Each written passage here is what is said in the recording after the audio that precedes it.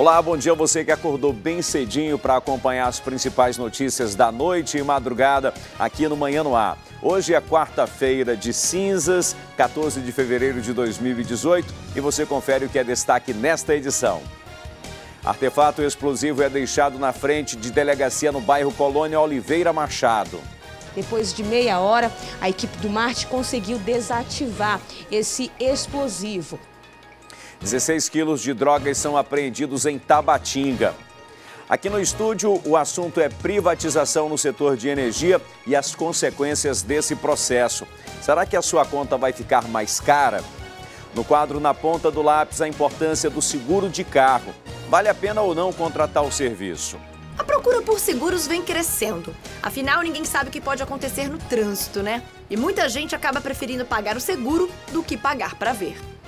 Atenção, estudantes! Sai hoje o resultado do ProUni e a gente mostra como você pode confirmar sua vaga. O Manhã no Ar traz também as informações sobre os serviços que voltam a funcionar a partir de hoje.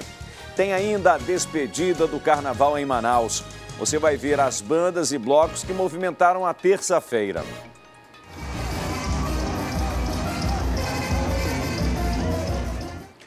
Isso e muito mais a partir de agora. Manhã no Ar, o seu dia começa aqui.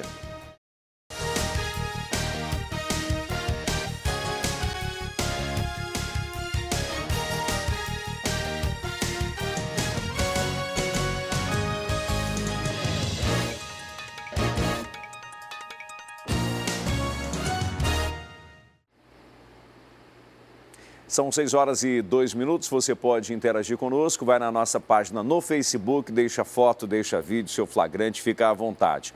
Nós também estamos ao vivo pelo aplicativo A Crítica Play. E um casal de jovens foi preso por cometer arrações na zona norte da cidade. E mais, os dois estavam utilizando uma motocicleta roubada para abordar as vítimas.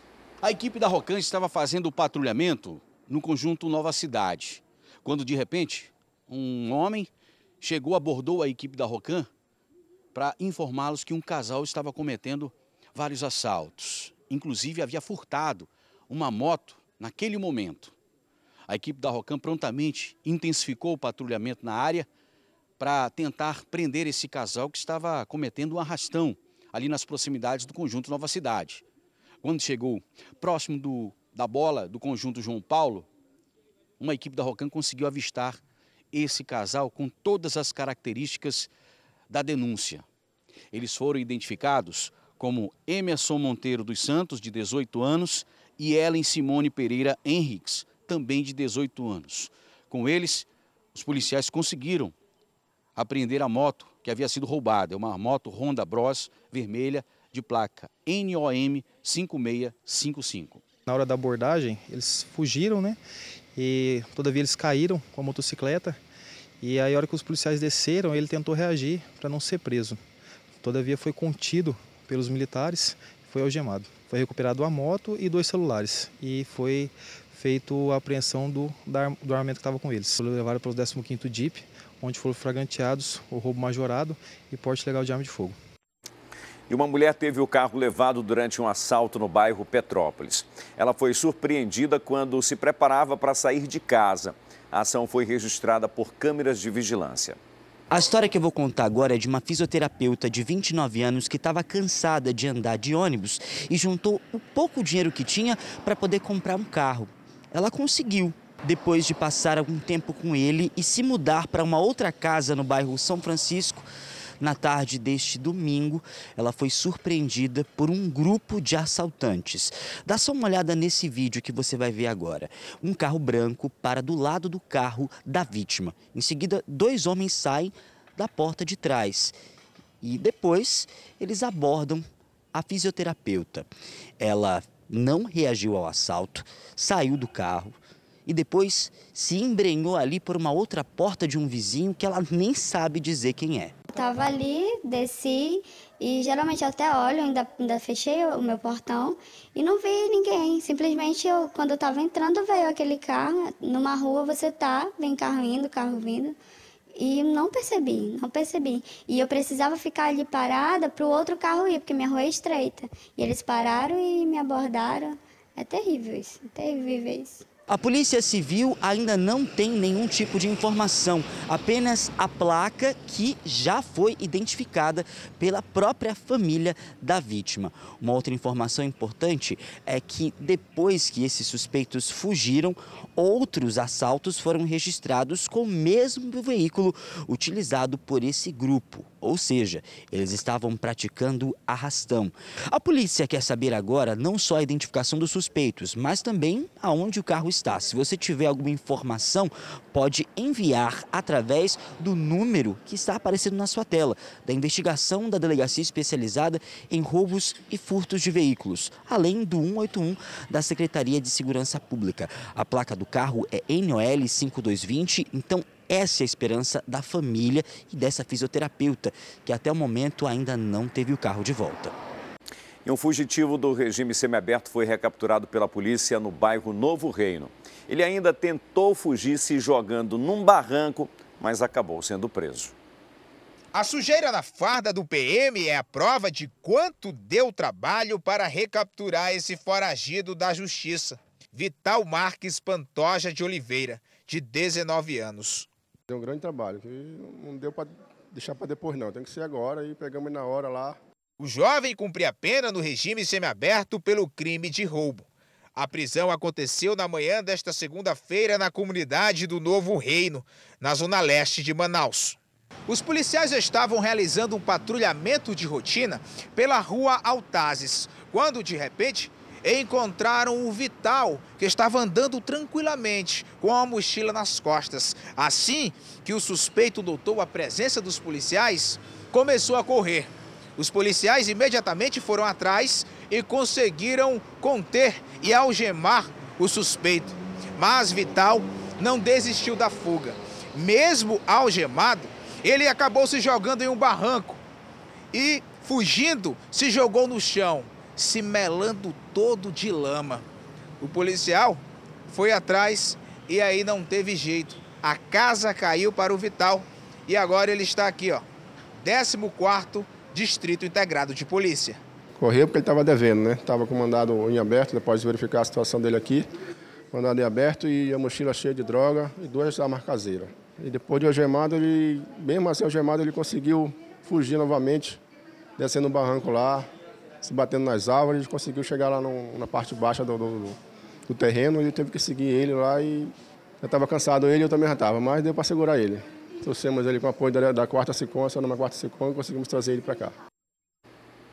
E mais uma vez, detentos conseguiram fugir em Manacapuru. Dessa vez, 5 escaparam da delegacia do município. Eles cerraram as grades das celas e aproveitaram a madrugada para escapar. Um dia após a revista que apreendeu vários materiais nas celas da delegacia de Manacapuru, 5 presos conseguiram escapar. O delegado acredita que as grades das celas já estavam cerradas no momento em que a revista aconteceu. Conseguiram escapar Amarildo Macedo Ribeiro, que responde por homicídio, Geibson Marinho Branco, vulgo Tio Jaime, que responde por tráfico de drogas e assalto à mão armada, Railson de Souza Condera, que responde por assalto, e Henrique Nunes Gadelha, que também responde por assalto. Além de Márcio Leno dos Santos Tenório, que foi preso em flagrante após assaltar a casa do prefeito de Capiranga no mês de dezembro do ano passado. Infelizmente já estava cerrada, eles aproveitaram a madrugada chuvosa e se evadiram. Nós já mostramos outras vezes a fragilidade do espaço aqui onde fica a delegacia de Manacapuru. Por exemplo, aqui ó, é a entrada para o DIP. Logo aqui é onde ficam os presos de justiça que respondem aqui na delegacia de Manacapuru. O acesso é praticamente livre. Aqui ficam as grades das celas, que é por onde a polícia suspeita que são jogados os materiais para dentro das celas. Materiais utilizados, inclusive, pelos presos para tentar fugir e, nesse caso, para conseguir a fuga. A gente vai andar mais um pouco para a gente ver como o local aqui é bastante sem segurança, porque não tem muros ao redor e o que facilita o acesso, inclusive, de acordo com o agente penitenciário que cuida aqui do espaço, esse local à noite fica totalmente escuro. E aí, como não há fiscalização, não há pessoas suficientes para que a fiscalização aconteça na área externa, não há fiscalização, na verdade, na área externa, os presos se sentem à vontade, né, de fazer e conseguir materiais para dentro das celas. por aqui é geralmente por onde eles conseguem fugir. E a gente consegue perceber ali o local aonde geralmente os presos conseguem escapar. Inclusive, essas grades pela parte de fora já foram melhorias que a própria delegacia fez para tentar evitar a fuga, o que de fato não tem causado efeito, porque de certa forma os presos conseguem escapar sempre. Hoje mais material, hoje de manhã, pela parte da manhã, fazendo ronda externa, encontrei mais 2 serras jogadas lá pela parte de fora. A Polícia Civil pede apoio da população, que quem tiver informações do paradeiro dos fugitivos, que entre em contato com a delegacia aqui de Manacapuru. Nós vamos repetir mais uma vez os nomes deles: Amarildo Macedo Ribeiro, Geibson Marinho Branco, Márcio Leno Tenório, Railson de Souza Condera e Henrique Nunes. E essa fuga aconteceu logo depois que uma revista foi feita nessa delegacia, onde foram encontradas escadas confeccionadas com cordas e cabos de vassoura. O membro da Comissão de Direitos Humanos do Conselho Federal da OAB, advogado Glenn Wildes, declarou que manter presos em delegacias é uma grave violação aos direitos humanos. Ele disse ainda que o Brasil já foi denunciado por práticas como essa. A SEAP informa que a unidade prisional do município foi desativada em maio de 2016 e que há um processo licitatório para habilitar a empresa que construirá a nova unidade para tirar em breve os presos da delegacia. E um taxista foi preso suspeito de torturar e manter um adolescente de 15 anos em cárcere privado. Isso porque o menor se recusou a pagar uma corrida de R$50. Por volta das 4 horas da madrugada desta terça-feira, quando o adolescente de 15 anos pegou a corrida com o taxista, seu Antônio Nunes Ferreira, de 48 anos. Foi num balneário localizado aqui mesmo no bairro Cidade de Deus. O destino seria a comunidade Santa Marta. Esse menor estava acompanhado com mais um jovem que conseguiu fugir no momento que eles chegaram no destino. Isso justamente foi por conta que o adolescente não quis pagar a corrida no valor de R$50.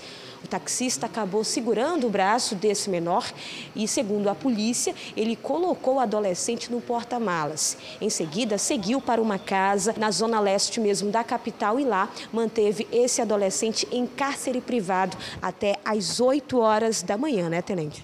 Isso, por volta de 8h30 da manhã nós recebemos a denúncia anônima. De imediato as equipes de Força Tática fizeram um patrulhamento e conseguiram localizar esse veículo nas proximidades de uma casa de show, ali nas imediações.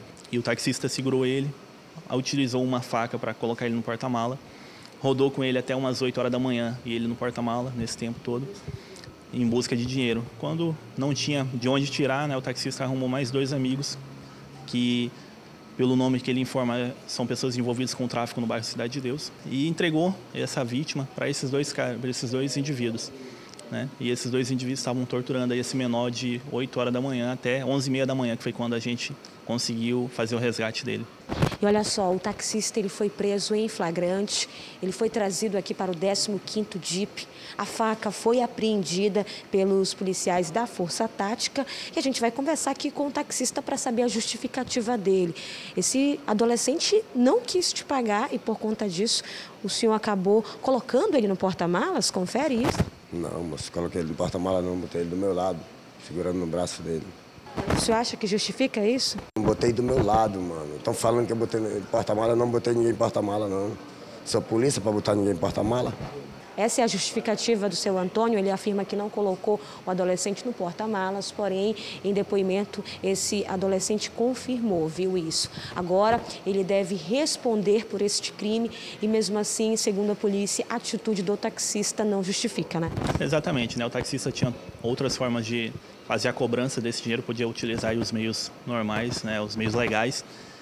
E não justifica essa atitude. Agora vai responder por sequestro, cárcere privado e até mesmo a tortura. E um homem ainda não identificado foi assassinado com quase 30 tiros no Distrito Industrial 2. Tudo indica que o crime tenha sido encomendado. O homem foi morto com 27 tiros nesse trecho aqui da Rua Palmeira do Miriti, também conhecida como Pista da Raquete, que fica no bairro Distrito Industrial 2.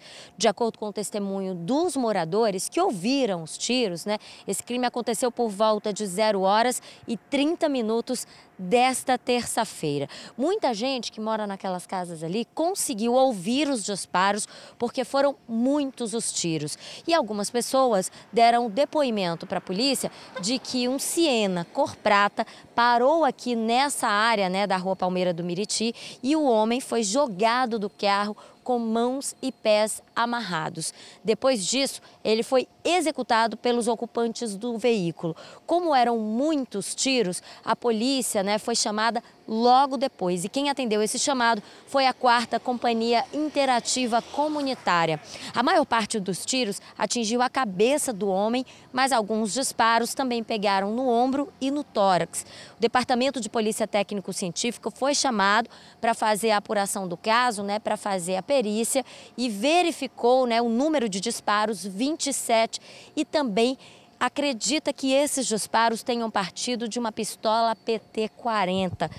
Esse crime tem características de execução, até pela maneira como a vítima foi morta, com as mãos amarradas e assim no meio da rua. O homem não foi identificado, mas de acordo com a perícia técnica, ele tem entre 30 e 35 anos. Ele estava com uma camisa amarela, uma camiseta amarela e sunga preta. E ele tem algumas tatuagens que podem ajudar a família a identificá-lo. Um diamante na panturrilha esquerda, as palavras pai e mãe no antebraço direito e outras tatuagens espalhadas pelo corpo. O corpo dessa vítima foi levado para o Instituto Médico Legal, aguarda a identificação por parte dos familiares e a polícia vai investigar esse crime. E os suspeitos de terem decapitado um homem em Parintins foram identificados. A polícia já tem os nomes deles e iniciou o trabalho de busca. A cabeça do ex-presidiário Gilson Santos, conhecido como Nechita, foi encontrada no bairro Itaúna 2, na zona sul da cidade, enrolada numa sacola dentro de uma mochila por volta de 1h da tarde. A Polícia Civil identificou os envolvidos no assassinato. São eles Elielso Barros, vulgo Cunalê, de 33 anos, que mora ao lado da casa da vítima, Diego Ribeiro, vulgo Marcha Lenta, Denilson de Souza Costa, vulgo Deninho, e Kelvin Azevedo, vulgo Kevinho. Segundo a Polícia Civil, 3 dos suspeitos foram vistos levando o carrinho de mão coberto com algo indefinido, indo em direção ao local de desova do corpo, próximo a um campo de futebol na Rua 12 do Itaúna 2. Quem tiver informações pode ligar para o Linha Direta da Polícia de Parintins, 99270-7803. Aqui em Manaus, o corpo de um morador de rua foi encontrado embaixo da ponte do São Jorge. Sobre esse assunto, eu converso agora com o Danilo Alves, que está ao vivo com a gente. Olá, Danilo, bom dia. A polícia já identificou essa vítima? Oi, Wilson. Bom dia para você, bom dia para todo mundo. A polícia está começando a investigar esse caso. A identificação dele ainda é apenas o sobrenome, na verdade o apelido. O apelido que ele tinha, um rapaz que era conhecido lá pela área, era de Macaquinho. Ontem à tarde, algumas pessoas, principalmente crianças que estavam brincando por ali pela área do Igarapé do Franco, por volta das 3h da tarde, encontraram esse corpo boiando ali debaixo da ponte do São Jorge. Foi então que eles chamaram moradores mais velhos, ali também representantes do bairro, e logo em seguida esses moradores acionaram o Instituto Médico Legal. O corpo do homem, que até o momento foi identificado apenas como Macaquinho mesmo, estava com várias marcas de facadas, pelo menos 3 pelo corpo, além de estar degolado. Ele também tinha uma corda amarrada no pescoço. De acordo aí com informações do Departamento Técnico-Científico da Polícia Civil, o homem foi morto em outro local e apenas jogado no Igarapé do Franco. Como o corpo estava boiando e os moradores logo viram que realmente se tratava desse homem, já que ele trabalhava por ali e também limpava vidros nos semáforos, nos sinais aqui da cidade, principalmente ali naquela esquina da Constantino Neri com a Avenida São Jorge, que tem muitos limpadores por ali, que é o local onde o macaquinho trabalhava. E em seguida, depois que a polícia, a PM, chegou, a 5ª Companhia Interativa Comunitária, que acionou o IML, o corpo do macaquinho foi levado para um Instituto Médico Legal para a identificação da família. Até o momento ele ainda não foi identificado, a família ainda está fazendo esses procedimentos para que depois eles comecem a prestar outros depoimentos na delegacia especializada em homicídios e sequestros, que deve ser a delegacia que vai investigar esse caso, ainda sem pistas nem da motivação e também nem do assassino, Wilson. Ok, Danilo, até daqui a pouco. E um artefato explosivo foi deixado na frente do 2º Distrito Integrado de Polícia na tarde de ontem, no bairro Colônia Oliveira Machado. A equipe do Grupamento Marte foi chamada ao local e isolou a área. O explosivo caseiro estava nessa região de isolamento, aqui no estacionamento do 2º Distrito Integrado de Polícia. Era por volta das 9 horas da manhã, quando um funcionário que presta serviços para a Polícia Militar se deparou com um objeto bem próximo daquele carro. Em seguida, ele já entrou em contato com os policiais do 2º DIP, que acionaram a equipe do Marte. Às 2 horas, eles chegaram aqui no local e, por conta disso, fizeram uma espécie de isolamento nessa avenida. O trânsito foi interrompido, mas pelo fato de ser feriado, não houve complicações. Depois de meia hora, a equipe do Marte conseguiu desativar esse explosivo. Até o momento, não há informações de quem teria deixado esse explosivo caseiro. Mas as câmeras de segurança que ficam na parte externa da delegacia devem auxiliar nas investigações. Se trata de um artefato explosivo improvisado, né? O material dentro, o explosivo que continha, somente após a perícia, a Polícia Civil pode dar um parecer melhor, mais detalhado. E a Polícia Militar, com apoio da Polícia Civil, apreendeu 16 quilos de drogas no município de Tabatinga. Sabe onde o entorpecente estava escondido? A Amanda Amorim vai contar pra gente. O entorpecente ilícito foi encontrado numa embarcação no porto de Tabatinga, na manhã desta terça-feira, durante uma operação da Polícia Militar com o apoio da Civil. Os policiais fizeram uma espécie de varredura no local e conseguiram apreender aproximadamente 16 quilos de drogas. Essa substância ilícita estava armazenada em garrafas de plástico, debaixo do motor, bem no meio do óleo. O auxiliar da embarcação, que permitiu a entrada dos policiais, acabou fugindo. O entorpecente foi apreendido e levado para a delegacia do município. Essa já é a 2ª apreensão só nesse mês de fevereiro. A primeira aconteceu no dia 12, quando os policiais do município receberam uma denúncia anônima informando que uma embarcação estava com aproximadamente 6 quilos de drogas. Eles foram até lá e conseguiram apreender toda a substância ilícita que estava no forro de um fundo falso da embarcação. Tanto a primeira apreensão quanto a segunda tinham como destino a capital amazonense. E há 3 dias, moradores do bairro Tancredo Neves, na Zona Leste, estão sem água. O problema começou depois que um cano da Manaus Ambiental rompeu. A calçada do Seu Moisés parece mais uma cachoeira. No sábado, um cano estourou e desde lá a água não para de jorrar. O problema é que desde que o vazamento começou, o abastecimento de água foi interrompido. Mais de 200 famílias foram prejudicadas. Não tem força para subir para canto nenhum, não cai nem na torneira. Os moradores já entraram em contato com a Manaus Ambiental, mas a resposta que receberam foi de que em 24 horas o problema seria resolvido. Mas 2 dias do prazo já se passaram e o vazamento continua. Às vezes falta um pouco de bom senso da empresa, né? A empresa que é terceirizada aí, porque tá desde sábado. Ontem foi normal, hoje é feriado, então nós, os moradores, vai sofrer, sabe até quando? A gente não recebeu nenhuma nova informação da Manaus Ambiental sobre esse problema lá na Zona Leste, no bairro Tancredo Neves. E até ontem à tarde, o problema permanecia. E uma mulher morreu em um acidente de trânsito na tarde de ontem na Zona Norte. Ela estava na garupa de uma moto que colidiu com um carro. Já durante a noite, o motorista ficou preso nas ferragens do veículo após perder a direção na Avenida Max Teixeira. Quem tem outros detalhes sobre esses dois casos é o repórter Danilo Alves. Danilo, o Detran divulgou aí dados parciais sobre os acidentes e o comportamento do condutor no trânsito. A gente tem um número positivo ou não em relação ao mesmo período do ano passado?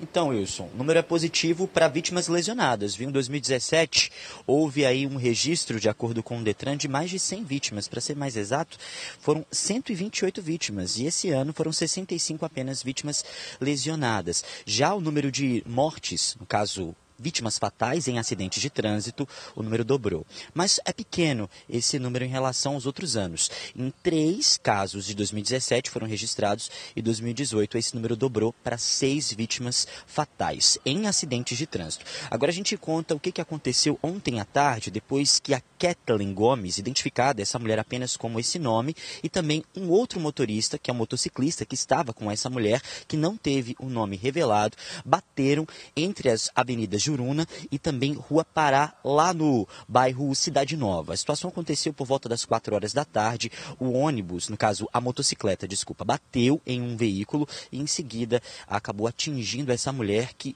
praticamente voou ali a rua e infelizmente não resistiu aos ferimentos. Já o motociclista, que estava, no caso, pilotando a motocicleta, foi levado pelo SAMU e não se sabe nem a unidade hospitalar que ele está e também o estado de saúde dele. Horas depois, depois que aconteceu esse caso bastante triste com a Kathleen, outro motorista, identificado como Francisco, o Francisco Filho, mais identificado ali, Fernando Leite Teixeira Filho, de 50 anos. O Fernando estava ali próximo à Avenida Max Teixeira, ele estava posicionado ali bem pertinho da passagem de nível que dá o acesso ali à Avenida Torquato Tapajós. Ele estava em alta velocidade, de acordo com o Manaus Trans e o próprio Detran, e em seguida perdeu o controle do carro. Alguns informantes disseram que ele estava dormindo e foi então que ele perdeu o controle desse veículo. Agora, olha só a violência que foi esse acidente.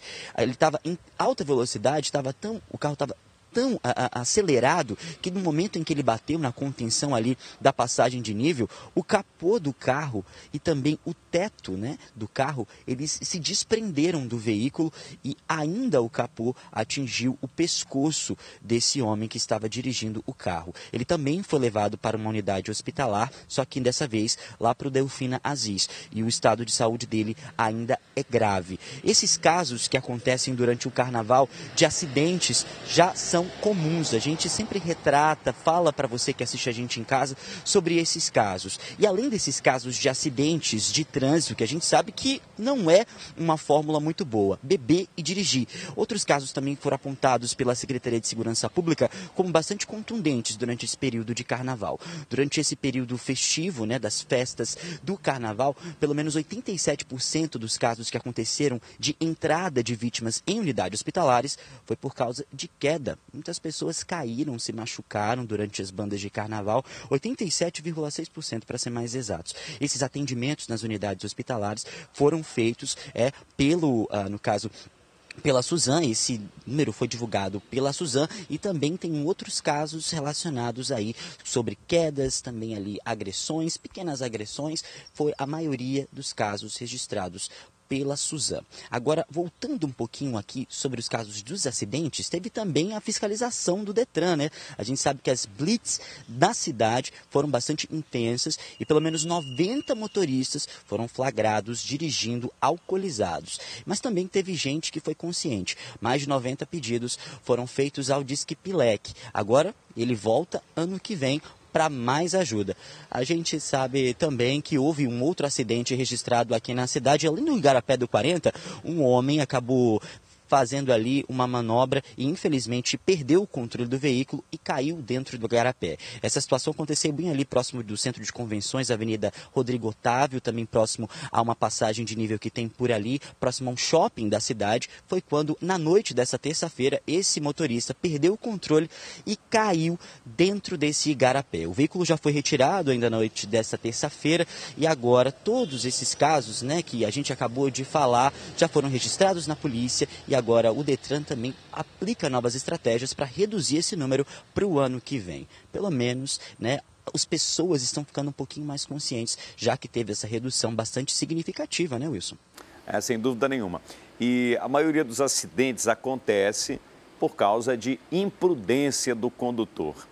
E muitos deles envolve a questão do consumo de bebida alcoólica, né? É batido, a gente está falando aqui, mas as pessoas continuam ignorando isso e gente continua morrendo no trânsito por conta da irresponsabilidade dessas pessoas que consomem bebida alcoólica e assumem a direção de um veículo. Até daqui a pouco, Danilo. E agora a gente vai mostrar a situação de uma área da cidade que está caótica por conta dos buracos. Na Zona Norte, bem na avenida que serve de treinamento e local de provas para pessoas que querem tirar a habilitação. O número de reprovações só aumenta junto com os buracos. A Leuciane está na 16ª aula de direção. Faltam apenas 4 para ela marcar o teste e tentar finalmente a tão sonhada carteira de motorista. Mas o que deveria ser um momento de alegria está causando tensão. Sem condições, porque primeiro que vai ser exigido que a gente depois apresente uma boa direção, mas como nessas condições não tem, é arriscado até pra gente, né? Você que está aprendendo, não tem condição, você sai do buraco, cai outro buraco. A situação da Avenida José Henrique Bento Rodrigues, no Monte das Oliveiras, é desesperadora. Os buracos já viraram verdadeiras crateras. A nossa equipe parou e os motoristas já começaram a reclamar. Numa buraqueira dessa, cadê a faixa? E cadê as faixas para respeitar a faixa, não é isso? Você tem que fechar isso aqui, meu irmão, porque isso aqui ninguém passa, não.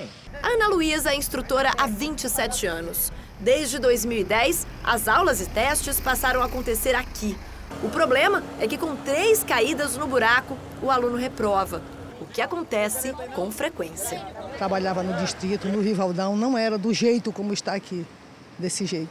Agora, reprova demais o aluno, aí a reclamação é o quê? Que o índice de reprovação é maior. Como?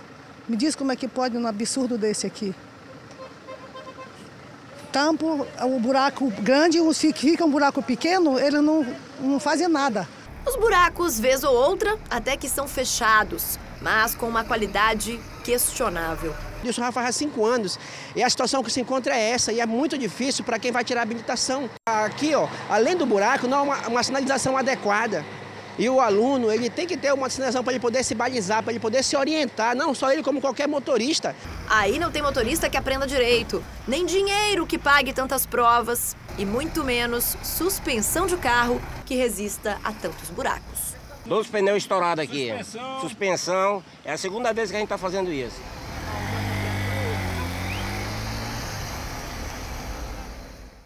E é nessa hora que a gente questiona para onde está indo o dinheiro que a gente paga com o IPVA, né? Onde é que estão sendo investidos esses recursos? Onde é que está sendo investido o nosso dinheiro? E qualquer coisa que você vai fazer no Detran, você paga. Até para entrar no Detran, você está pagando taxa.